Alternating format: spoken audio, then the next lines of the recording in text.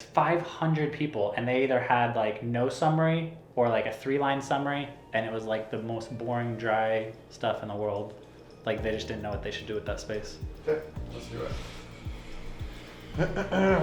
All right. Do not step on the ladder. All right. All right, so we're going to talk a little bit about summary now, the summary on LinkedIn. So from my standpoint, the summary is your narrative. It tells your story. When we're talking about personal branding, as we did in the previous section, this is really almost like the cover letter for you, like who you are. And I know when I've searched LinkedIn and people want to connect with me and reach out to me, whether it be recruiters, from one spectrum to just people looking for advice, the first thing I do after looking at a photo is click through their summary to try to understand who they are.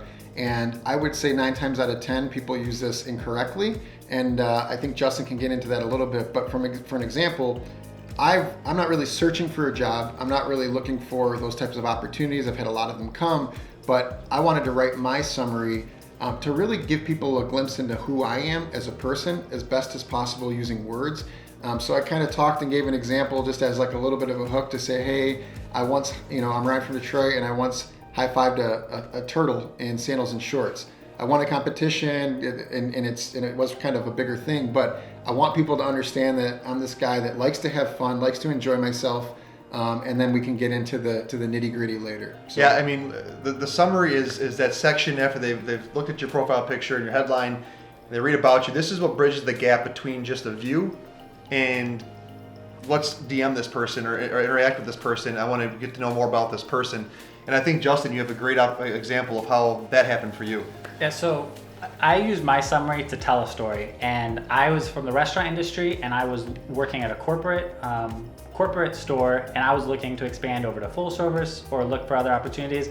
And I wrote my summary that just told my management philosophy, how I invested in people, and how I led by example, and how that led me to success. I didn't list any metrics, any accomplishments. It was just a little bit of story about me, my philosophy, my core values, because in my mind, that builds trust. If there's a hiring manager, district manager, HR manager who thinks the same way I do, that people are your most important asset, that investing in them is the best way to get numbers, then they won't care that I had these accomplishments. They'll probably assume I was successful because I had the same mindset as them.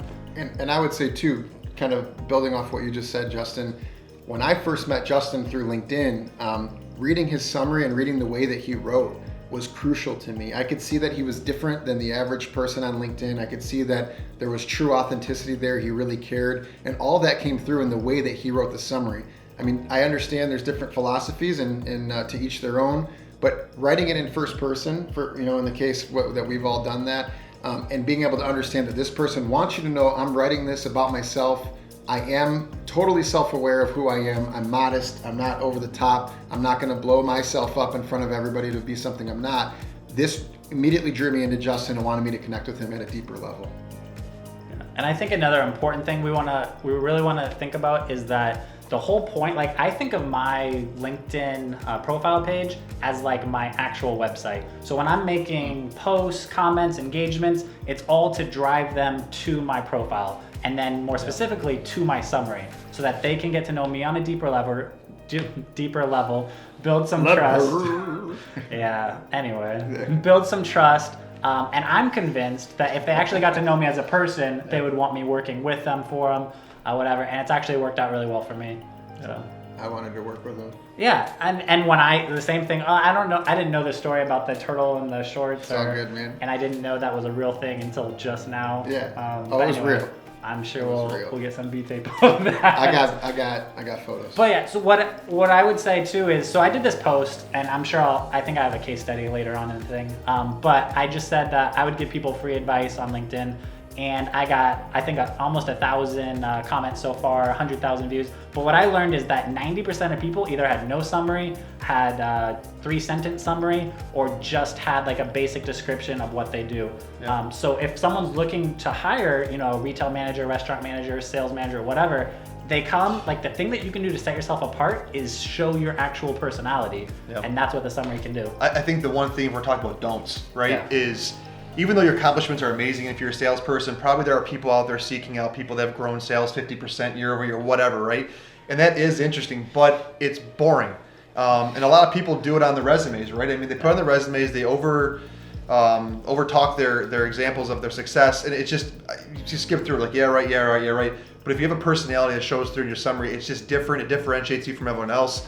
Even though this is like an online resume, it's not. This is the brand of you. So who are you? Explain that in the summary, and let the person that's viewing your profile kind of connect with you in a way, so it makes them to want to connect with you in real life or personally. And I would say too, something that came to mind is, so the way I wrote my summary was really to tell the story of me. And you can certainly cater that summary to what you're looking for on LinkedIn.